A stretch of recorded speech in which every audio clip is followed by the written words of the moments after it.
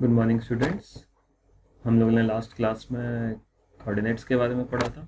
Different types of coordinates क्या है हम लोग यूज़ करते हैं कंप्यूटर ग्राफिक्स में।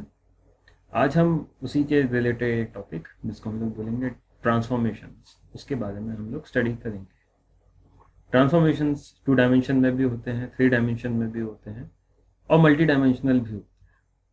हमारा इस कोर्स में मेनली फोकस 2D ट्रांसफॉर्मेशंस के ऊपर रहेगा। थोड़ा सा हम लोग होमोजेनियस कोऑर्डिनेट्स के बारे में भी डिस्कशन करेंगे। तो स्टार्ट करते हैं। ट्रांसफॉर्मेशन होता क्या है? Transformation, what is transformation?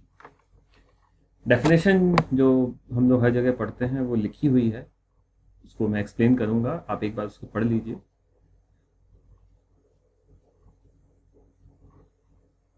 The geometrical changes of an object from a current state to a modified state under some stated rules is called transformations।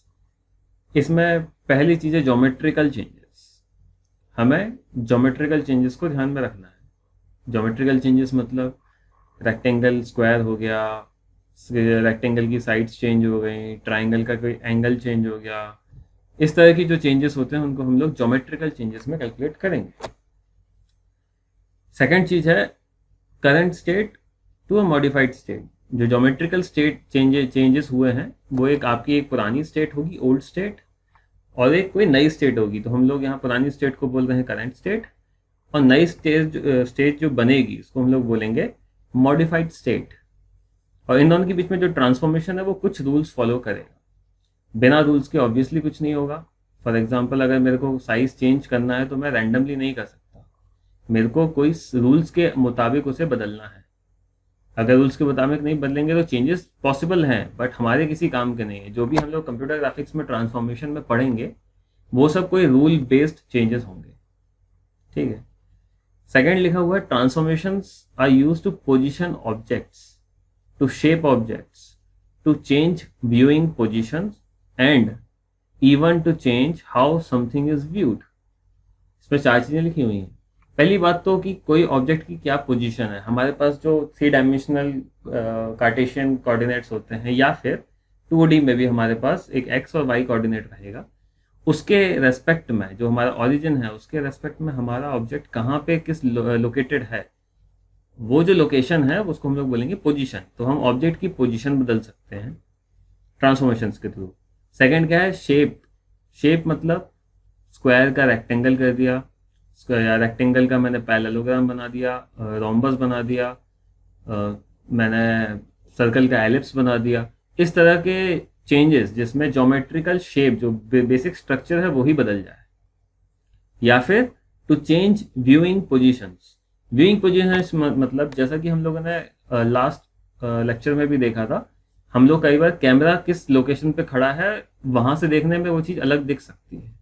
अगर मैं किसी बिल्डिंग के सामने खड़ा होकर उस चीज को देखूं तो मेरे को बिल्डिंग का फ्रंट व्यू दिखेगा, लेकिन अगर मैं बिल्डिंग के पीछे जाके देखूं तो मेरे को हो सकता है कुछ और व्यू दिखे। अगर मैं ड्रोन से उसको देखूंगा या सैटेलाइट से उसे देखूंगा तो मेरे को अलग व्यू दिखेगा। Object is not changing, object वही है, लेकिन मैं अपनी व्यूइंग लोकेशन चेंज करने से मेरे को जो दिख रहा है वो बदल जाता है। सेम यहाँ, टू चेंज व्यूइंग पोजिशंस। और last, even to change how something is viewed. How something is viewed मतलब यहाँ पे प्रोजेक्शन से इसका लेना देना है। मतलब हाउ समथिंग इज व्यूड मतलब जो अगर आप टॉप व्यू से देखेंगे तो कोई चीज अलग दिखेगी, आपको हो सकता है स्क्वायर शेप में दिखे, और आप सामने से देख रहे हो तो वही चीज आपको रेक्टेंगल दिखे। फॉर एग्जाम्पल, एक सिलेंडर है, पेन है। पेन को अगर आप सामने से देखोगे एकदम 90 डिग्री पे रख के, फॉर एग्जाम्पल ये इज अ पेन, अगर मैं इसको सामने से देखूंगा तो मेरे को ये रेक्टेंगल टाइप का एक शेप दिखेगा। ये मेरे को लेंथ है और ये इसकी विड्थ है, तो इट्स अ रेक्टेंगल। बहुत कम विड्थ और बहुत ज्यादा लेंथ का एक रेक्टेंगल है। लेकिन अगर मैं इसको इस तरह से देखूंगा सामने से के तो मेरे को इसका सर्कल दिखेगा, क्योंकि मेरे को इसकी लेंथ नहीं दिखेगी, मेरे को खाली इसका अपर जो टॉप मोस्ट पोर्शन है मेरे को खाली ये दिखेगा, दैट इज अ सर्कल। ठीक है। और अगर मैं इसको 3D में देखूंगा ऐसे एंगल पे रख के तो मेरे को इसकी लेंथ भी दिख रही है, मेरे को इसका जो उसका सर्कल जो बन रहा है उसके टॉप पे तो वो भी दिख रहा है, तो मैं बोल सकता हूँ कि दिस इज अ सिलेंडर। तो आप किस एंगल से देख रहे हो उसके हिसाब से आपका शेप जो आपको व्यू नजर आ रहा है वो अलग अलग होता है। तो ट्रांसफॉर्मेशन में ये सारे चेंजेस होते हैं। अगला क्वेश्चन है ट्रांसफॉर्मेशन की जरूरत क्यों है। हम लोग वैसे भी हम लोग ग्राफिकल चीज़ों में हम लोग चेंज डिस्प्ले कर सकते हैं। हमने कोई चीज़ बनाई और हमने उसको डिस्प्ले कर दिया। ट्रांसफॉर्मेशन की जरूरत क्यों पड़ी? To manipulate the initially created object. यहाँ पे फिर से मैं पिछले वाले लेक्चर का रेफरेंस दूंगा, जिन्होंने नहीं देखा है वो जाके जरूर देखें। लास्ट लेक्चर में हम लोगों ने डिस्कस किया था कि हम लोग मॉडल कोऑर्डिनेट सिस्टम में क्यों डेवलपमेंट करते हैं किसी ऑब्जेक्ट का। क्योंकि पहली बात तो वहाँ पे उसका डेवलपमेंट करना आसान है, ठीक। सेकेंड रीज़न ये था कि मैं उसको कितनी बार यूज़ करना चाहता हूँ, मैं उतनी बार उसको यूज़ कर सकता हूँ अगर मैंने उसको अलग किसी कोऑर्डिनेट सिस्टम में डेवलप किया है। क्योंकि मैं उसको हर बार ट्रांसफॉर्म करूंगा यूनिवर्स कोऑर्डिनेट सिस्टम में, जितनी बार मैं ट्रांसफॉर्म करूंगा उतने एंटिटीज मेरे पास आ जाएंगी यूनिवर्स या वर्ल्ड कोऑर्डिनेट सिस्टम में। तो इनिशियली क्रिएटेड ऑब्जेक्ट का मैनिपुलेशन करने के लिए, ठीक है, और display the modified object without having to redraw it, मेरे को बार बार नहीं बनाना पड़ेगा, मैं उसको आसानी से यूज़ कर सकता हूँ मल्टीपल टाइम्स। मैंने एग्जांपल दिया था वहाँ पे नट बोल्ट का। किसी मशीन में same type of screw use होता है, मैंने वो स्क्रू अलग से डिज़ाइन कर दिया है और मैं उसको जितनी कॉपी बनाना चाहूँ मैं आराम से बना के उसे पेस्ट कर सकता हूँ जहाँ पे भी मेरे को चाहिए। तो मेरे को उसको बार बार ड्रॉ करने की रिक्वायरमेंट नहीं रहेगी। This is the major advantage of using transformation. Next है ट्रांसफॉर्मेशन के टाइप्स। 2D ट्रांसफॉर्मेशन के दो टाइप होते हैं। फर्स्ट इज ऑब्जेक्ट ट्रांसफॉर्मेशन, जो कि हम लोग यहाँ पे बहुत डिटेल में डिस्कस करेंगे। And second is coordinate transformation, जो हम लोगों ने थोड़ा सा लास्ट क्लास में डिस्कस किया था, बट कोर्स में डिटेल में नहीं होने की वजह से हम उसको ज़्यादा डिटेल में डिस्कस नहीं करेंगे। कोऑर्डिनेट ट्रांसफॉर्मेशन मतलब होता है हमने कोई प्रोडक्ट अपना मॉडल कोऑर्डिनेट सिस्टम में बनाया है, उसको मैं यूनिवर्स कोऑर्डिनेट सिस्टम या वर्ल्ड कोऑर्डिनेट सिस्टम में लाऊं, कैमरा स्पेस में लेके आऊं, पर्सपेक्टिव स्पेस में लेके आऊं और फिर स्क्रीन स्पेस में लेके आऊं। ये जो मैंने कोऑर्डिनेट सिस्टम्स 5 के बीच में मैंने एक दूसरे चेंज किया है, ट्रांसफॉर्म किया है, उसको हम लोग बोलते हैं कोऑर्डिनेट ट्रांसफॉर्मेशन। और दूसरा जो ट्रांसफॉर्मेशन जो हम लोग पढ़ेंगे इसमें डिटेल में वो है ऑब्जेक्ट ट्रांसफॉर्मेशन। ऑब्जेक्ट ट्रांसफॉर्मेशन क्या करता है? Alter the coordinates description of an object. जो मेरा ऑब्जेक्ट है जिसका मैं ट्रांसफॉर्मेशन कर रहा हूं उसके कोऑर्डिनेट्स बदलता है। कोऑर्डिनेट्स फॉर एग्जांपल रेक्टेंगल है मेरे पास कोई, अगर मैं उसको वहां से उठा के मूव करूं या मैं उसको रोटेट करूं या मैं उसको खींच दूं एक साइड से या मैं उसको और बड़ा कर दूं, मैं कुछ भी करूंगा तो फाइनली जो उसके वर्टिसेस हैं उनके कोऑर्डिनेट्स चेंज हो जाएंगे।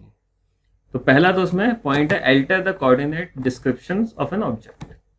Second translation, rotation, scaling etcetera, ये एग्जांपल्स दिए हैं हम कौन कौन से ट्रांसफॉर्मेशंस होते हैं। और third is coordinate system is unchanged. जब हम लोग ऑब्जेक्ट ट्रांसफॉर्मेशंस करेंगे तो हम लोग जिस कोऑर्डिनेट सिस्टम में काम करना शुरू कर रहे हैं हम उसी में सारे ट्रांसफॉर्मेशंस करेंगे।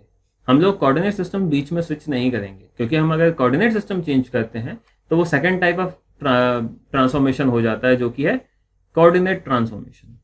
तो हम लोगों को जब ऑब्जेक्ट ट्रांसफॉर्मेशन करना है then we will stick with only object transformation, हम लोग उसमें कोऑर्डिनेट ट्रांसफॉर्मेशंस नहीं करेंगे। अब ऑब्जेक्ट ट्रांसफॉर्मेशंस के टाइप्स कौन कौन से होते हैं? ये मेन 5 बेसिक 2D ट्रांसफॉर्मेशंस हैं जो हम लोग ऑब्जेक्ट्स पे अप्लाई करते हैं। First is scaling, second is translation, third is rotation, fourth is reflection and fifth is share. ये 5 जो ट्रांसफॉर्मेशंस हैं वो बेसिक ट्रांसफॉर्मेशंस हैं। इनको हम लोग जोड़ के एक दूसरे से और भी अलग अलग टाइप के ट्रांसफॉर्मेशंस क्रिएट कर सकते हैं। उसको हम लोग कंपोजिट ट्रांसफॉर्मेशंस बोलते हैं। Composite means by joining 2 transformations हम लोग कुछ नया कर रहे हैं, ठीक है। तो जो बेसिक 5 ट्रांसफॉर्मेशंस हैं वो ये है। इसमें हम इनको एक एक अलग करके डिटेल में डिस्कस करेंगे। इसमें स्केलिंग के 2 टाइप होते हैं, यूनिफॉर्म एंड नॉन यूनिफॉर्म, और शेयर के shearing in X and shearing in Y. तो जो ट्रांसफॉर्मेशंस हैं उसमें एक स्पेसिफिक टाइप ऑफ ट्रांसफॉर्मेशन की कैटेगरी और डिफाइन की गई है जिसको कहते हैं हम लोग rigid body transformations. Rigid body transformations उस टाइप के ट्रांसफॉर्मेशंस होते हैं जिनमें बॉडी का शेप चेंज नहीं होता, ठीक है, उसके डायमेंशंस चेंज नहीं होते। हम लोग बॉडी को उठा के या ऑब्जेक्ट को उठा के हम कहीं भी लेके जा सकते हैं, उसको घुमा के रख सकते हैं, ठीक है, लेकिन उसका शेप चेंज नहीं होता। अगर कोई चीज़ स्क्वायर शेप की है तो वो स्क्वायर शेप की ही रहेगी, अगर कोई सर्कल है तो वो सर्कल ही रहेगा, या सर्कल का सर्कल भी रहे लेकिन उसका रेडियस तक चेंज नहीं होगा। अगर ऐसे ट्रांसफॉर्मेशन हम लोग करते हैं तो हम लोग उनको बोलते हैं रिजिड बॉडी ट्रांसफॉर्मेशंस। बट अगर हम लोग ऐसा कोई ट्रांसफॉर्मेशन करते हैं जिसमें उसका शेप चेंज हो जाए या उसका डायमेंशन बदल जाए तो वो रिजिड बॉडी ट्रांसफॉर्मेशंस के अंडर में नहीं आता है। 3 तरह के ट्रांसफॉर्मेशंस जो होते हैं वो रिजिड बॉडी ट्रांसफॉर्मेशंस में आते हैं, जो कि यहाँ मैंशनड है। First one is translation, second is reflection and third is rotation. हम लोग अभी सारे जितने हम लोगों ने 5 ट्रांसफॉर्मेशंस देखे थे प्रिमिटिव, हम उनको डिटेल में पढ़ेंगे। उनमें ये 3 जो हैं उनसे आप देखेंगे कि जो ऑब्जेक्ट का शेप है वो चेंज नहीं होगा। ऑब्जेक्ट में बाकी परिवर्तन हो सकते हैं, उनके कोऑर्डिनेट्स जरूर चेंज होंगे क्योंकि ट्रांसफॉर्मेशन है तो चेंजेस तो होंगे, लेकिन उनके शेप में या फिर उनके डायमेंशंस में चेंज नहीं होगा, ठीक है। और अगर इनका को मैं कोई कंपोजिट ट्रांसफॉर्मेशन बनाऊं, इन तीनों का, ट्रांसलेशन का, रिफ्लेक्शन का और रोटेशन का, तो वो जो कंपोजिट ट्रांसफॉर्मेशन बनेगा वो भी रिजिड बॉडी ट्रांसफॉर्मेशन की कैटेगरी में आएगा या उसकी कंडीशंस को सेटिस्फाई करेगा। So let's start with translation. A translation moves all points in an object along the same straight line path from one coordinate location to another. एक बार definition आप खुद भी पढ़ लीजिए।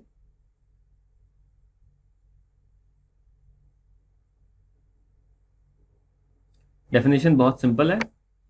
डेफिनेशन में ये कहा गया है कि मेरे पास कोई भी एक ऑब्जेक्ट है, फॉर एग्जाम्पल मेरे पास ये पेन है, मेरे को इस पेन को यहां से यहां लेके आना, तो मैं जब इसको मूव करूंगा तो इस ऑब्जेक्ट में, इस पेन में जितने पॉइंट्स हैं, इसमें कितने पॉइंट्स होंगे, इन्फिनाइट नंबर ऑफ पॉइंट्स हैं, लेकिन मैं अगर मान लो उसमें से कुछ सिलेक्टेड पॉइंट्स ले लूं just to test my theory, मैं इसमें से कुछ सिलेक्टेड पॉइंट्स ले लूं और उनको मैं मूव करूं एक सिमिलर पाथ के हिसाब से, मतलब मैं सबसे बोलूंगा कि 5 सेंटीमीटर मेरे को इस डायरेक्शन में मूव करना है at an angle of 90 degree. तो अगर मैं 5 पॉइंट इसके अगर 90 डिग्री में मूव करेंगे एक साथ, तब जाके मेरे को ऑब्जेक्ट यहाँ का यहाँ पूरा मूव होगा। ऐसा कभी नहीं हो सकता कि नहीं, इसका ऊपर वाला पॉइंट तो बोले नहीं मैं 5 सेंटीमीटर जाऊंगा, नीचे वाला पॉइंट बोले कि नहीं मैं तो इस तरफ जाऊंगा 5 सेंटीमीटर। तो अगर ये पॉइंट इधर आ गया और ये वाला पॉइंट इधर आ गया तो ऑब्जेक्ट खिंच जाएगा, ऑब्जेक्ट का शेप बदल जाएगा। और ट्रांसलेशन में कभी ऑब्जेक्ट का शेप नहीं बदलता। Translation is moving from one place to another. अगर पेन यहाँ इसकी इनिशियल लोकेशन थी और मैंने इसको उठा के यहाँ पे ले आया हूं मैं, देन ये जो ट्रांसफॉर्मेशन है या जो यहाँ से मूवमेंट है इसका पॉइंट ए से लेकिन पॉइंट बी तक, दिस इज ट्रांसलेशन। अगर आप भी अपने घर से उठ के कॉलेज आते हैं, this is the translation of your body. आपकी जो बॉडी घर पे थी वो किसी न किसी तरीके से कॉलेज तक आई है, इट्स अ मूवमेंट, तो इसको हम लोग बोल सकते हैं ट्रांसलेशन। इसमें बॉडी में कोई चेंज नहीं आया। ऐसा नहीं होता कि आपका पाँव तो आप घर में छोड़ आए हो या बुद्धि घर में छोड़ आए हो और आप कॉलेज आ गए। आपकी बॉडी पूरी की पूरी सेम डिस्टेंस ट्रेवल करके, बॉडी के जितने पॉइंट्स हैं, जितने पार्ट्स हैं, वो सेम डिस्टेंस ट्रेवल करके पूरा डिस्टेंस ट्रेवल करते हैं। This is translation. वही डेफिनेशन में मेंशन्ड है। The path is presented by a vector. Vector ऐसी चीजों को बोलते हैं जिनमें डायरेक्शन, मैग्नीट्यूड भी हो और डायरेक्शन भी हो, उनको बोला जाता है वेक्टर। जिनमें खाली मैग्नीट्यूड हो, डायरेक्शन नहीं हो, उसे कहते हैं हम लोग scalar. The path is presented by a vector called the translation or shift vector, represented as tx, ty। यहाँ पे जो वेक्टर है वो कॉम्बिनेशन है x और y में ट्रांसलेशन का। कहने का मतलब अगर आपको आप किसी एक पॉइंट से पॉइंट बी पे गए हैं, लेकिन आप एक बार में नहीं गए, आप घूम फिर के गए, तो हम कैसे बताते हैं कि आप अपनी ओरिजिनल लोकेशन से कितने दूर हो? कॉम्पिटिटिव एग्जाम्स वगैरह की जिन्होंने थोड़े बहुत क्वेश्चंस किए हैं, एप्टीट्यूड के क्वेश्चंस किए हैं, एक क्वेश्चन बहुत आता था कि कोई सोहन है, सोहन ने पॉइंट ए से चलना स्टार्ट किया, वो 3 किलोमीटर पहले नॉर्थ में गया, 2 किलोमीटर ईस्ट में गया, फिर उसके बाद 4 किलोमीटर साउथ में आ गया। अब वो अपनी ओरिजिनल लोकेशन से कितना डिस्टेंस दूर है, तो हम कैसे कैलकुलेट करते थे? हम लोग को फाइनल लोकेशन और इनिशियल लोकेशन के बीच में एक्स कितना चला और वाई कितना चला, हम लोग ये कैलकुलेट करते थे ना। ट्रांसलेशन वेक्टर एग्जैक्टली वही बताता है। टी एक्स मतलब एक्स एक्सिस के अलोंग वो कितना मूव किया है, और टी वाई ये बताता है कि वाई एक्सिस के अलोंग कितना मूव किया है। तो हम लोगों को फाइनली पता पड़ जाता है कि इसका कोऑर्डिनेट यहां से इतना एक्स में चेंज हो गया और इतना वाई में चेंज हो गया। This is called translation vector. हम लोग ट्रांसलेशन वेक्टर को ओरिजिनल जो हमारे पास कोऑर्डिनेट्स हैं उनमें ऐड करके न्यू कोऑर्डिनेट्स निकालते हैं। New coordinates of the point, यहां पे एक एग्जांपल लिया। सपोज इनिशियल पॉइंट हमारा ओ है, हमारा फाइनल पॉइंट ओ डैश है। कहने का मतलब तुम्हारा यहां से ऑब्जेक्ट मूव करके ओ डैश तक गया है। तो अगर पुराने कोऑर्डिनेट्स हैं एक्स ओल्ड वाई ओल्ड, और नए पॉइंट के कोऑर्डिनेट ओ डैश के हैं एक्स न्यू और वाई न्यू, तो हम ओ डैश के कोऑर्डिनेट्स ओ से कैसे निकालेंगे? ट्रांसलेशन वेक्टर क्या बताता है? Translation T X is equal to X new minus X old, जो कि ग्राफ से इजीली विजिबल है। टी वाई की वैल्यू क्या होगी? Y new minus Y old. अगर मान लीजिए वाई न्यू मैंने इस केस में पॉजिटिव ज्यादा बड़ा ले रखा है वाई ओल्ड से, वैसे ही एक्स न्यू बड़ा है एक्स ओल्ड से, तो मेरी टी एक्स और टी वाई की वैल्यू प्लस में आएगी। लेकिन मान लीजिए अगर मैं एक्स न्यू मेरा कम होता और वाई न्यू मेरा कम होता एक्स ओल्ड वाई ओल्ड से, तो क्या होता? मेरे पास टी एक्स और टी वाई दोनों नेगेटिव में आते। तो हम लोग हमेशा न्यू माइनस ओल्ड करेंगे, चाहे पॉजिटिव में आए या नेगेटिव में वैल्यू आए, हम लोग उसको उसके हिसाब से आगे पीछे स्वैप नहीं करेंगे, इस बात का ध्यान रखेंगे। Given a translation vector T x T Y, अगर हमारे पास टी एक्स टी वाई नाम का एक ट्रांसलेशन वेक्टर है, तो उसमें टी एक्स क्या बताता है? Distance of the old coordinate has to move, कि जो ओल्ड कोऑर्डिनेट एक्स ओल्ड था उसने कितना मूव किया। टी एक्स बराबर मूव किया तो वो नए वाले एक्स न्यू के कोऑर्डिनेट्स तक पहुंच गया। वैसे ही वाई ओल्ड ने कितना मूव किया कि वो वाई न्यू तक पहुंच गया। This is T Y, this is translation vector in Y coordinate. तो हमारे पास ये फॉर्मूला आता है कि हम लोग नया कोऑर्डिनेट्स कैसे निकाल सकते हैं। X new is equal to x old plus T X, Y new is equal to Y old plus T Y. I think this is clear to everyone. अगर आपको समझ में नहीं आया तो आप इसको उल्टी तरह से देख सकते हो। टी एक्स की फॉर्मूला निकाल सकते हो। टी एक्स क्या होगा? T X is equal to X new minus X old. जो ये डिस्टेंस है 0 से लेके एक्स न्यू तक का डिस्टेंस और 0 से लेके एक्स ओल्ड का डिस्टेंस, अब पूरे में से जब आप एक्स ओल्ड का डिस्टेंस माइनस करोगे तो आपके पास टी एक्स आएगा, और यहाँ पे जो इनिशियल 0 पॉइंट है वो तो 0 0 है, और ये वाला पोर्शन जो है वो कैंसिल आउट हो जाएगा। तो हमारे पास फॉर्मूला बचेगा X new minus X old is equal to T X. Exactly वही लिखा हुआ है, x new minus X old is equal to T X, बस हम लोगों ने माइनस एक्स ओल्ड को इस साइड से शिफ्ट करके प्लस बना दिया है। X new is equal to x old plus T x. तो आपको जैसे भी याद करने में आसान हो आप वैसा कर सकते हो। बाद में हम लोग इसका मैट्रिक्स में हम लोग कैसे इसको रिप्रेजेंट करते हैं वो देखते हैं। We can express the translation equation as a single matrix equation also. पहली बात तो ये है कि मैट्रिक्स इक्वेशन में जा क्यों रहे हैं। हमारे पास बहुत अच्छा इक्वेशन आ चुका है, हम लोग आराम से उसमें वैल्यू पुट करके आंसर्स निकाल सकते हैं। तो पहला तो रीजन ये है कि मैट्रिक्स इम्प्लीमेंटेशन कंप्यूटर साइंस में आसान होता है। हम सब कंप्यूटर साइंस के स्टूडेंट हैं, तो हमको अलग अलग इक्वेशन इम्प्लीमेंट करने से ज़्यादा अच्छा है कि हम लोग एक मैट्रिक्स इम्प्लीमेंट करके उसको सॉल्व करवा लें, और वो हमको जल्दी फास्टर रिजल्ट्स दे सकता है। सेकंड रीजन है matrix calculations are more easier, क्योंकि अभी आपको नहीं लगेगा आप सिंगल सिंगल कर रहे हैं। जब हम लोग कंपोजिट ट्रांसफॉर्मेशंस करेंगे, जब हम लोग एक ट्रांसफॉर्मेशन को दूसरे ट्रांसफॉर्मेशन के बाद में पहले एक साथ मिला के करेंगे, तो हम लोगों को बहुत कॉम्प्लेक्स इक्वेशंस बनेंगे। उसकी जगह अगर हम लोग मैट्रिक्स से वो इक्वेशन हम लोग सॉल्व करेंगे तो बहुत आसानी से हम लोग सॉल्व कर सकते हैं। तो मैट्रिक्स हमारे कैलकुलेशन को इजी बनाता है, इसलिए हम लोग मैट्रिक्स इक्वेशन सॉल्व करने की कोशिश कर रहे हैं। अब यहाँ पे तो ट्रांसलेशन के लिए बहुत सिंपल सा मैट्रिक्स इक्वेशन बनेगा। हम लोग इनिशियल पॉइंट को एक कॉलम मैट्रिक्स से रिप्रेजेंट करेंगे, एक्स ओल्ड वाई ओल्ड। नए पॉइंट को भी हम लोग एक्स न्यू वाई न्यू एक कॉलम मैट्रिक्स से रिप्रेजेंट करेंगे, और ट्रांसलेशन वेक्टर भी सेम, टी एक्स और t y is a column matrix.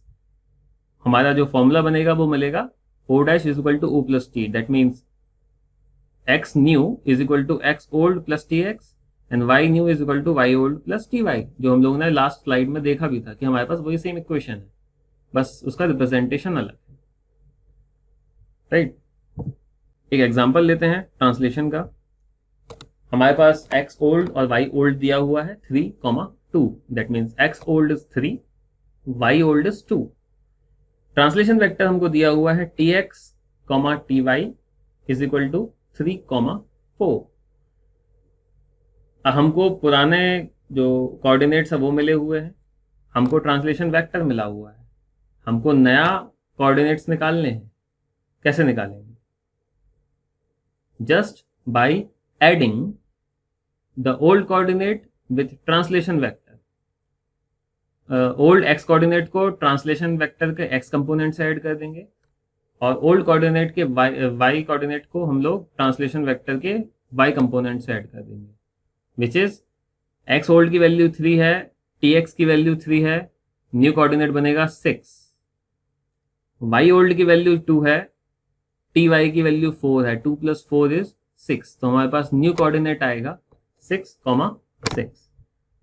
यही इस न्यूमेरिकल में दिखाया है। ये हमारे पास ओल्ड पॉइंट था, this is the new point. T x की वैल्यू दी है, टी वाई की वैल्यू दी है, and we can easily calculate. Translation in the case of polygons. Polygons मतलब होते हैं क्लोज ऑब्जेक्ट एरियाज, जो भी चारों तरफ से बंद होते हैं, जो ओपन सर्फेसेस होते हैं, those are not called polygons.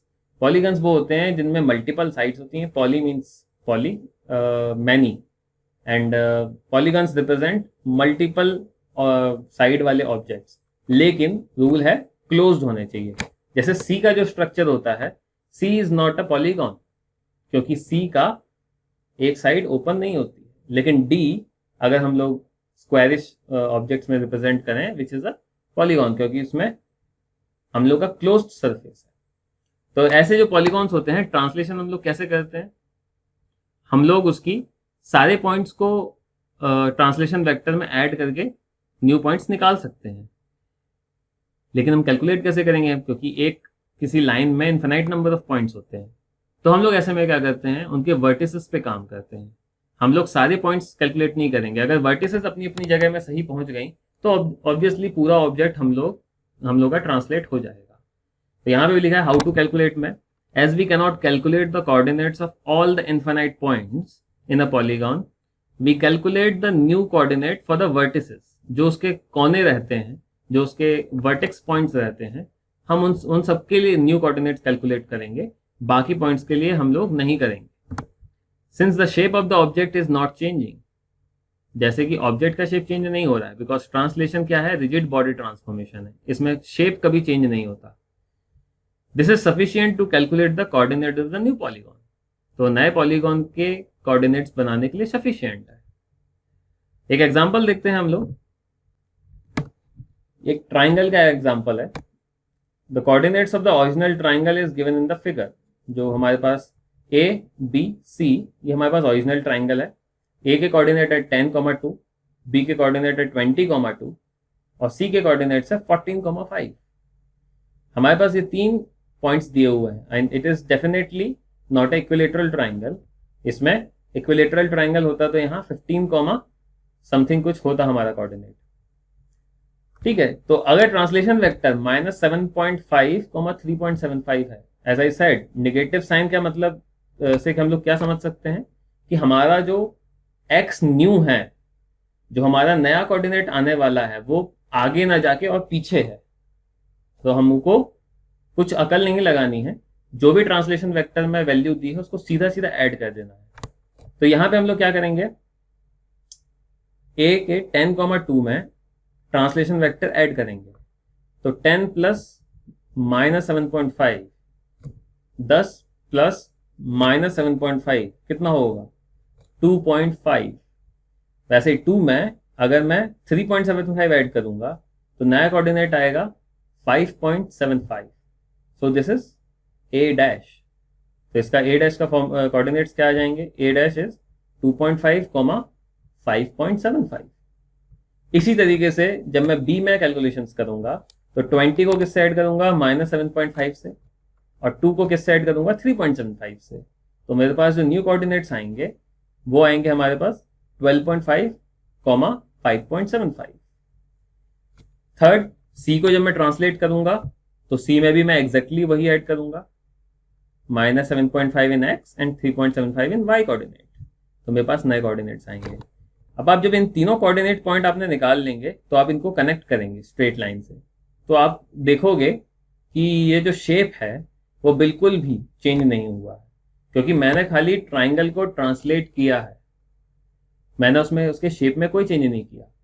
तो आप सब एक ये एक्सरसाइज के रूप में कर सकते हैं कि ग्राफ के ऊपर एक ट्राइंगल बनाएं, अपने हिसाब से कोऑर्डिनेट्स ले सकते हैं आप, और एक ट्रांसलेशन वेक्टर अपने हिसाब से एज्यूम करें, उसके हिसाब से उसे ट्रांसलेट करें, और वर्टिसेस निकालने के बाद ट्राइंगल को कनेक्ट कर लें, स्ट्रेट लाइन से तीनों वर्टिसेस को कनेक्ट कर लें, और फिर ये देखें कि जो उसकी लेंथ है जो साइड्स की वो सेम आती है कि नहीं ओरिजिनल से, कोई इसमें चेंज तो नहीं आ रहा है। जो ओरिजिनल में हम लोगों ने शेप लिया था उसमें जो लेंथ थी हमारे साइड्स की वो चेंज तो नहीं हुई है, या हमारे पास जो एंगल्स आए थे, यहाँ पे जो एंगल्स बनते हैं तीनों ट्राइंगल में, वो हमारे सही हैं कि नहीं, वो सेम टू सेम एंगल्स आ रहे हैं कि नहीं। तो you can take this as a exercise. This will be all for today. Next class से हम लोग स्केलिंग के बारे में और डिटेल में पढ़ेंगे और बाकी ट्रांसफॉर्मेशंस भी देखेंगे। Till then, good bye.